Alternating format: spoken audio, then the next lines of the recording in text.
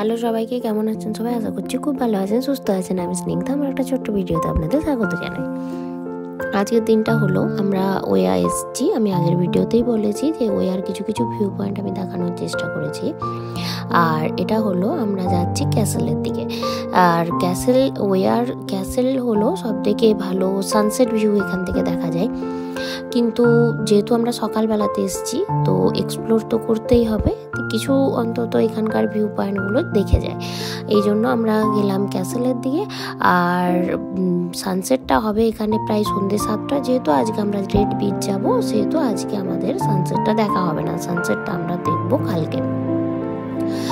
আর এই যে আমরা ফার্স্টে এই 3 ডোমস ভিউ পয়েন্ট, ক্যাথেড্রাল, এইগুলো সব ভিউ পয়েন্টগুলো দেখে ওয়াকে পুরোপুরি এক্সপ্লোর করতে করতে হোয়াইট কালারের ঘর আর তাছাড়া ব্লু ডোমস, এই রাস্তাঘাট, এগুলো এক্সপ্লোর করতে করতে আমরা চলে এলাম ক্যাসেলের দিকে। এইটা হলো ক্যাসেলে ওঠার রাস্তা। এখান থেকে আমরা উঠবো একদম টপে। আর এই যে টপ থেকে দেখা যাচ্ছে এগিয়ান সির এই ভিউটা। এগিয়ান সির এই ভিউটা উপরে মানে ক্যাসেল থেকে তো অসাধারণ দেখতে লাগে। আর এই জায়গাটাতে এক্সপ্লোর করার জন্য অনেকেই সকালবেলাতে এসেছে। আর এখান থেকে এই যে ব্লু কালারের যে সমুদ্রটা দেখা যাচ্ছে, অনেকেই ভাবতে পারেন যে আমি হয়তো এটা এডিট করেছি, কিন্তু না, এটার সমুদ্রের জলের রংটাই একদম পুরোপুরি নীল আর স্বচ্ছ। যা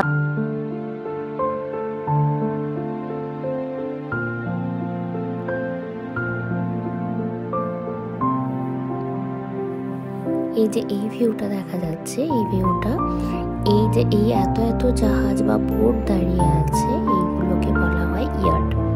ইয়াট হলো লাক্সুরিয়াস বোট। অর্থাৎ মানুষ যখন সকাল থেকে, মানে যারা এগুলো বুক করে তারা সকাল, এটা একটা ডে ট্রিপ হয়, যেটা সকাল থেকে সন্ধে অবধি বা রাত অবধি এনারা থাকেন। আর এক প্রকারের বলতে গেলে চিল করার মতন। এই সারাদিন বোটে থাকা, সমুদ্রের জল দেখা, বা হয়তো ক্যালডেরা ভিউ দেখা, বা হয়তো ওয়া ভিলেজ দেখা, মানে যে ভিউগুলো দেখা যায়, এইগুলো হলো ইয়ার্ড থেকে ডে ট্রিপ, মানে সারাদিনের জন্য বুক করতে হয়। যার মানে এখানে থাকতে গেলে প্রচুর, মানে নর্মাল হোটেলে থাকতে গেলে যা খরচ করতে হবে, এখানে থাকতে গেলে আরও অনেক বেশি খরচ করতে হবে। এই যে এনারা যারা ইয়াটে আছেন, এরা মাঝে মাঝে চিল করতে করতে হয়তো জলে নেমে পড়ছেন, কখনো হয়তো ভিউ দেখছেন। আর এই যে এইটা হলো ক্যাসেলের থেকে ভিউ, মানে একদম পুরো উঁচুটা থেকে এটা যেটা দেখা যাচ্ছে সেটা হলো ক্যালডেরা ভিউ। এই যে ক্যালডেরা, মানে এই ক্যালডেরাটা থেকেই লাভা ম্যাগমার অগ্নুৎপাতের পরে আমরা সবাই মোটামুটি জানি, ক্লাস 5 থেকে আমরা পড়ে এসেছি, যে লাভা ম্যাগমা যখন জমাট বেঁধে একটা নতুন আইল্যান্ড তৈরি করে, সেই আইল্যান্ডটার নামই হলো স্যান্টোরিনি বা থিয়েরাসিয়া। এটা এই যে ক্যালডেরাটা দেখালাম, এই ক্যালডেরার অগ্নুৎপাতের ফলেই তৈরি হয়েছে সেন্টোরিনি।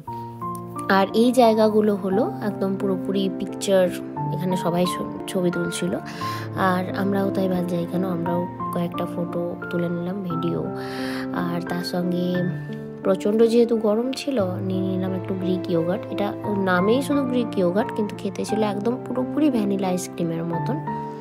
এটা কোনো অংশেই ইয়োগার্টের মতন লাগলো না টেস্টটা। তারপর গ্রিক খাবার, এটা হলো সোবলাকি। আর সোবলাকি আমরা খেয়ে চলে গেলাম রেড বিচের দিকে। ও হ্যাঁ, এটা সোবলাকিটা হলো নর্মালি চিকেন স্টিক, তার সঙ্গে থাকে ফ্রেঞ্চ ফ্রাই, তার সঙ্গে একটা ব্রেড আর স্যালাড আর একটা সস। দেখা হচ্ছে নেক্সট একটা ভিডিওতে।